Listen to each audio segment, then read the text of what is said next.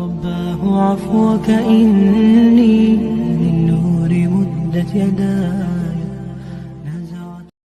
ساری بات توفیق کی ہوتی ہے. جب اللہ ناراض ہوتا ہے تو سجدے کی توفیق بھی لے لیتا ہے.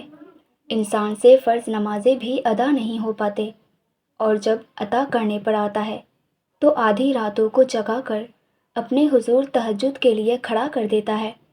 رو رو کر توبہ بھی کرواتا ہے، دعائیں بھی قبول کرتا ہے، اور جو مانگا جائے وہ بھی عطا کرتا ہے. تمہارا مقدر تمہاری زندگی نہیں بناتا، تمہارا توکل تمہاری زندگی بناتا ہے. تمہارے پاس اب بھی دعا کا اختیار ہے. تمہاری کہانی اب بھی ختم نہیں ہوئی. تمہاری توفیق ہی قبولیت کی سب سے بڑی دلیل ہے.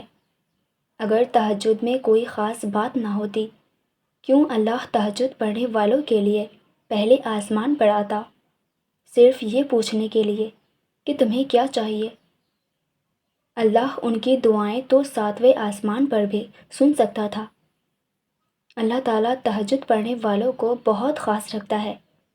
اللہ تعالیٰ 7ویں آسمان سے پہلے آسمان پر اپنے بندوں کو خالی ہاتھ لوٹانے تھوڑی آتا ہے. تہجد کی دعائیں تو دنیا بدل دیتی ہے. تم تو پھر بھی نصیب کا بدلنا مانگ رہے ہو. تہجد تک پہنچنا تمہارا بے وجہ تو نہیں. آخر کچھ تو ہے جو ممکن ہونے والا ہے. تمہاری دعاؤں کی قبولیت کی نشانی اس سے بہتر اور کیا ہو سکتی ہے؟ حضرت علی رضی اللہ تعالیٰ عنہ نے فرمایا کہ اگر لا حاصل کو پانا چاہتے ہو تو تہجد پڑھا کرو، کیونکہ جو نصیب میں نہ ہو اسے تہجد کی دعائیں مقدر تک لے آتی ہے. اللہ اس دل کو کبھی بھی اپنے کن سے محروم نہیں رکھتا جو ٹوٹ کر بھی وقت تہجد اللہ کو منانا نہیں چھوڑتا. جس طرح ٹوٹے دل کی آہ عرش ہلا دیتی ہے، اسی طرح ٹوٹے دل کی فریاد بھی سیدھا عرش پر جاتی ہے. درد اور تکلیف میں لگائی گئی آواز اللہ کبھی بھی انسنی نہیں کرتا، پھر چاہے زمانہ راہ میں کتنی ہی رکاوٹیں کیوں نہ لگائے. اگر اللہ کسی کام کو کرنے کی ٹھان لے تو وہ پورا ہو کر ہی رہتا ہے. یاد رکھو، سارے معجزے یقین کے ہیں. اللہ کے کن پر یقین جتنا پختہ ہوگا اتنی ہی عطائیں تمہارے منتظر ہوگی. نصیب کسی نے کھول کر تو نہیں دیکھے ہوتے، وہ تو اللہ خود لکھے ہوتے ہیں. اور اگر کسی کا نصیب برا ہے تو نصیب کبھی برے نہیں ہوتے، کیونکہ اس پر صرف اللہ نے اپنی قلم پھیرا ہے. اللہ زندگی میں درد دکھاتا ہے، اس کا مطلب یہ ہرگز نہیں کہ ہمارا نصیب درد بھرا ہے، بلکہ اس لیے تاکہ ہم بہت ساری دعائیں مانگ کر اللہ سے اپنا نصیب خوبصورت لکھوائے. اور پتہ ہے اللہ ایسا کیوں کرتا ہے؟ کیونکہ وہ ایسا صرف اپنے خاص بندوں کے ساتھ کرتا ہے، اس بندے سے جس سے وہ بے پناہ محبت کرتا ہے. اللہ پاک کی رضا کے بغیر درخت کا ایک پتا بھی ہل نہیں سکتا. تمہاری زندگی میں جو کچھ بھی چل رہا ہے وہ صرف اس کی رضا ہے. اگر تم آزمائش سے گزر رہے ہو تو بھی وہ جانتا ہے. اگر تم کچھ مانگ رہے ہو اور وہ مل نہیں رہا، تم انتظار کر رہے ہو، کیونکہ اللہ تمہیں تمہارے صبر سے بھی آزمائے گا کہ تم اس صبر کا اجر مانگتے ہو یا نہیں. یاد رکھنا، اللہ پاک اپنے بندوں کو ان کی طاقت سے زیادہ کبھی نہیں آزماتا. اگر کوئی شے تمہیں اذیت دے رہی ہے تو اللہ کو بتایا کرو. اگر کچھ بھول نہیں پا رہے ہو تو اپنے رب سے مشورہ کرو. ایک وہی تو ہے جو کن کہہ کر سب بدلنے پر قادر ہے، کیونکہ تم چاہ بھی نہیں سکتے جب تک اللہ نہ چاہے. سورۃ یوسف ہمیں سکھاتی ہے کہ اللہ تمہیں جتنا آزمائے کسی جائز مراد یا کسی کی انتظار کے لیے، جو کتنا ہی طویل کیوں نہ ہو، لیکن اپنے وقت پر وہ مراد پوری ہو جاتی ہے، اور اس کے انتظار بھی اپنے وقت پر ختم ہو جاتا ہے. بس انسان میں صبر ہونا انتہائی ضروری ہے. اگر تم یہ دیکھنا چاہتے ہو کہ تمہارا ایمان کتنا ہے تو یہ دیکھو کہ تم مشکلوں میں صبر کرتے ہو یا شکایت۔ اگر تم یہ دیکھنا چاہتے ہو کہ تم کتنے بہادر اور کتنے کمزور ہو، تو یہ دیکھو کہ ضرورت پڑنے پر تم کس سے مانگتے ہو، خالق سے یا مخلوق سے۔ اگر تم یہ جاننا چاہتے ہو کہ تمہارا مستقبل کامیاب یا ناکام ہوگا، تو یہ دیکھو کہ تم کتنی محنت کرتے ہو۔ سب کہتے ہیں کہ ٹرسٹ دا پروسیس، کیونکہ ہر چیز کا ایک پروسیس ہے۔ تمہیں خوشی تک پہنچنے کے لیے دکھ سے گزرنا پڑے گا۔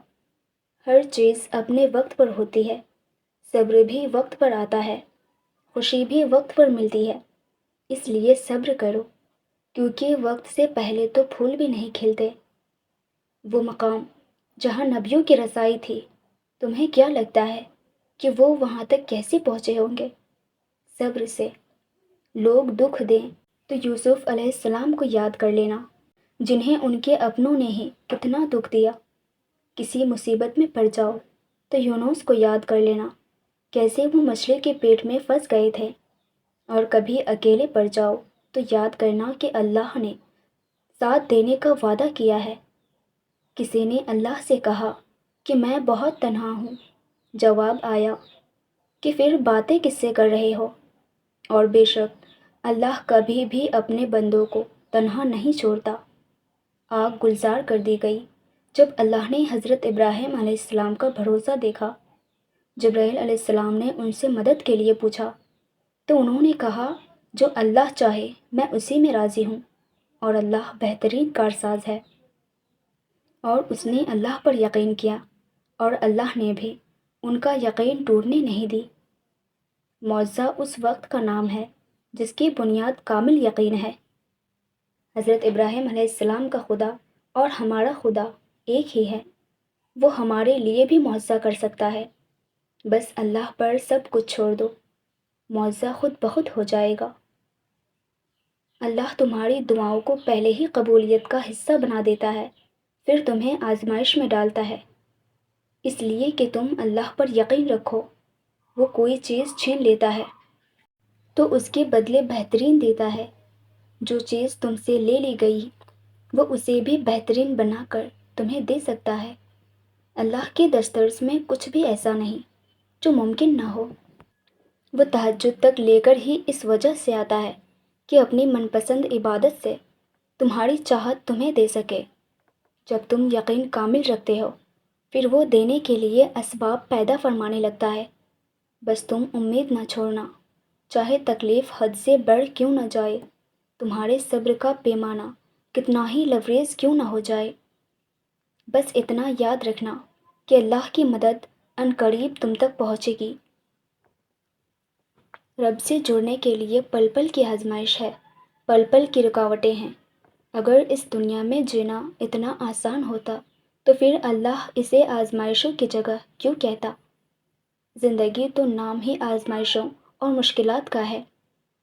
اس رب کو نیک لوگوں کی طلب نہیں، اس نے تو بس یہ جہاں ہم جیسے گنہگاروں کے لیے بنایا ہے، تاکہ جب ہم ٹوٹے بکھرے اس کے بارگاہ میں جائیں اور وہ ہمیں اپنے شفقت بھری رحمت سے ڈھانپ لے۔